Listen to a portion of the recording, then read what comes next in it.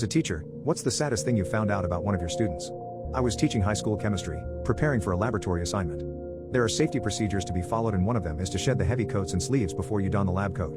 She was a quiet and sweet girl. Good solid grades. Not A's, but you could tell she could if she were so inclined. She was certainly bright enough. However, she always wore a big hoodie, and today we were doing a lab. I came to her and told her that she had to take off her hoodie. Quietly, she asked if it was possible for her to keep it on. I found this a little odd, but the rules were in place for her safety, so I insisted. She took off the hoodie. As I took the hoodie, I saw her arms. I raised my eyes to hers and nearly fell to my knees. Her eyes were filled with shame and my eyes were filled with horror.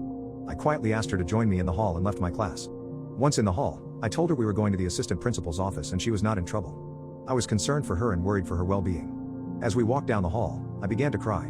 She started to look concerned for me, which is when I realized crying in front of her was unacceptable. I must show her strength and support. When we got to the assistant principal's office, I told the assistant principal about the scars all over the student's arm from her SH. The assistant principal asked me to leave, but the student said she would be more comfortable with me in the room. What she told us was heartbreaking. She started by explaining that her mother was a substance user and had sold certain aspects of herself to pay for the substances. Due to her mother's condition, the student and her younger brother were neglected. She told us how her mother had locked them in their bedroom for 4 days without food or water, or even a diaper for her little brother. This type of neglect had been occurring for her entire childhood. It was all she knew.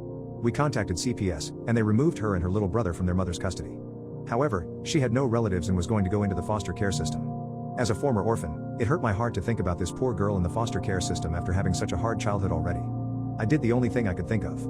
I asked her if she and her brother would want to live with me. She agreed, and I did my best to take care of them and show them the love that they had missed out on earlier in their childhood. It's been 6 years since then. Her brother is now a little third grader and as happy as can be, and she has just graduated college and wants to become a teacher.